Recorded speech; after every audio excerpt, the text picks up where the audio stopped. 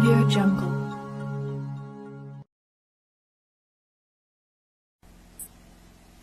Chers compatriotes, après plusieurs années de silence et de retenue qu'imposait mon statut d'homme d'État, je me sens dans l'obligation de briser ces devoirs, car le salut de notre peuple en dépend.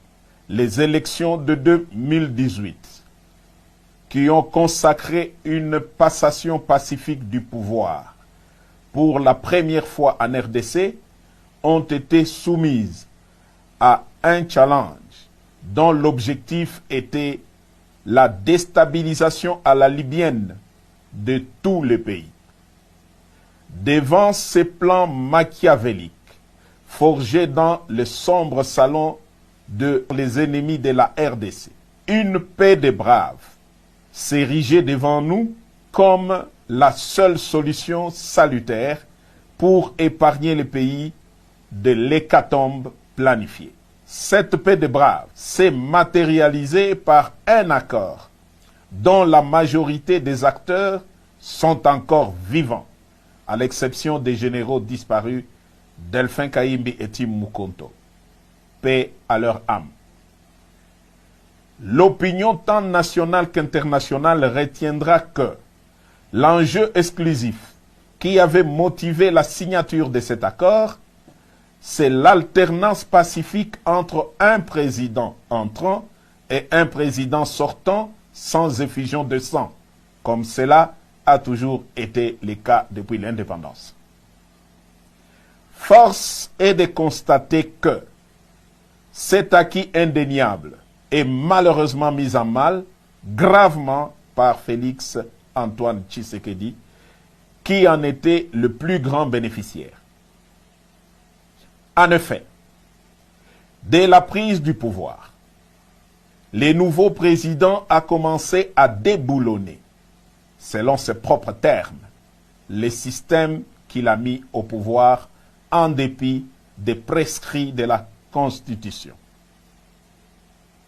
Son pouvoir a été caractérisé par des antivaleurs et des mots qui, aujourd'hui, mettent en péril l'unité du pays. Je cite: la corruption institutionnalisée, les tribalismes à outrance, la prédation des richesses du pays en détruisant le cycle de la croissance économique dont tous les agrégats macroéconomiques étaient favorablement ouverts au début de son mandat.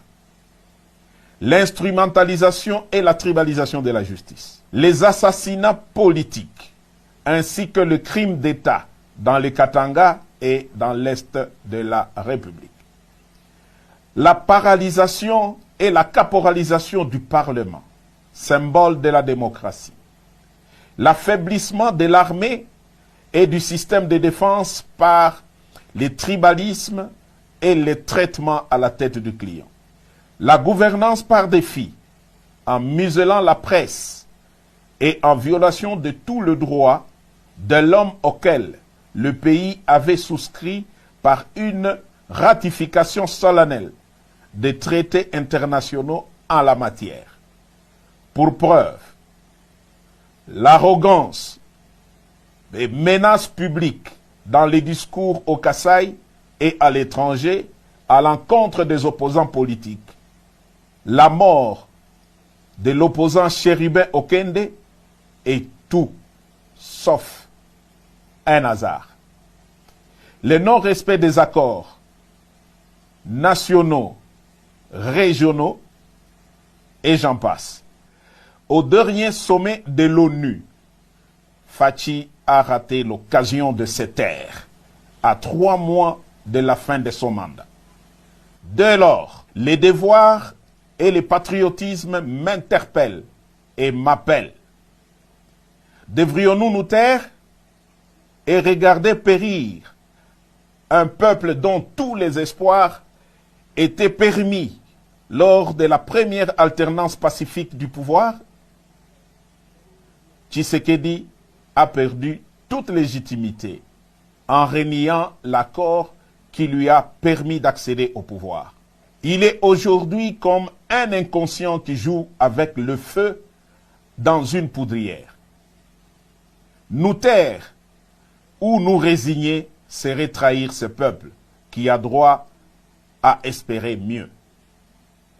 L'armée et la police, ainsi que toutes les forces de défense du pays, ne sont plus liées au devoir d'obéir dès lors que le commandant suprême est devenu lui-même un danger par son immaturité, son incompétence notoire, son népotisme et son comportement tribaliste qui menace l'unité nationale.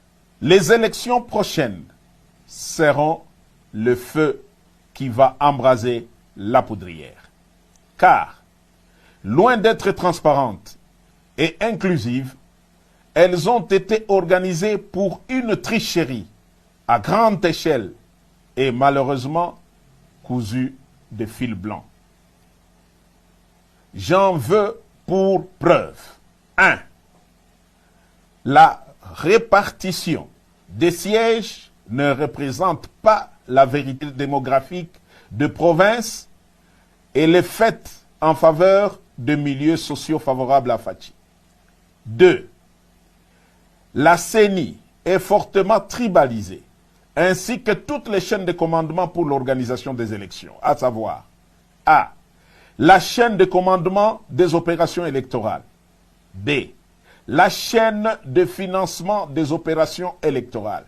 Et C. La chaîne de sécurisation des opérations électorales.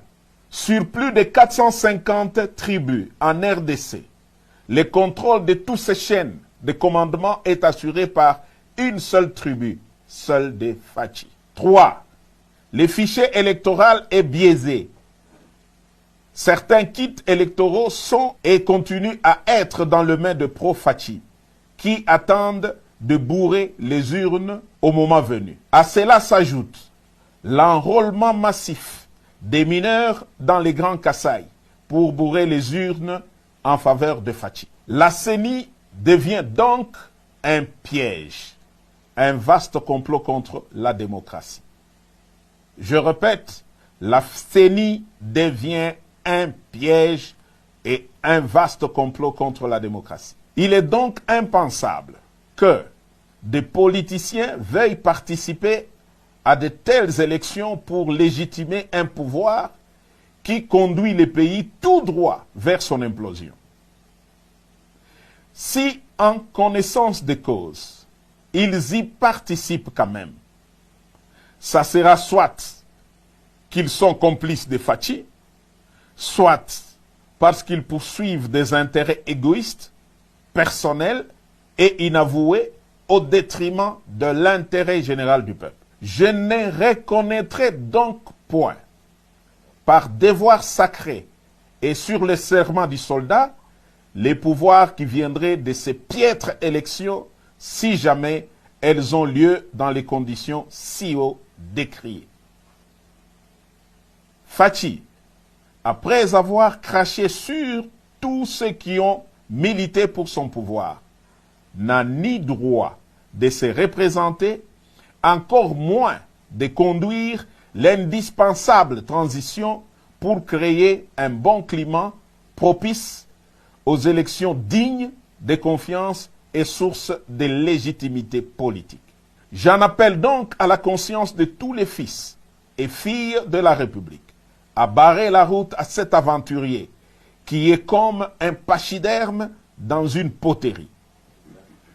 Aux compagnons d'armes FARDC, vous avez fait montre d'une discipline exemplaire, d'éviter les courants de coups d'État en Afrique. Vous avez jugé bon de laisser Fachi terminer calmement son mandat. Mais alors, si d'ici le 20 décembre, rien ne change dans l'organisation d'une élection inclusive et crédible comme cité si haut, nous serons dans l'obligation d'appliquer et de faire appliquer l'article 64 de la Constitution. S'il a en lui un peu d'héritage de son père qui a consacré toute sa vie pour voir l'avènement de la démocratie dans RDC, Fachi doit se retirer pour l'intérêt supérieur de la nation. S'il continue à s'entêter, à écraser et museler l'opposition, qu'il sache que seul le fabricant du monstre est capable de les détruire. Autant nous lui avons donné le pouvoir, autant nous sommes capables de les lui reprendre, de gré ou de force, pour sauver la République. Tous les officiers supérieurs impliqués dans l'accord suivanté savent quel est le rôle que j'ai joué pour le faire accepter, même auprès des politiques qui géraient les institutions citoyennes de la République. Et Fachi en est pleinement conscient.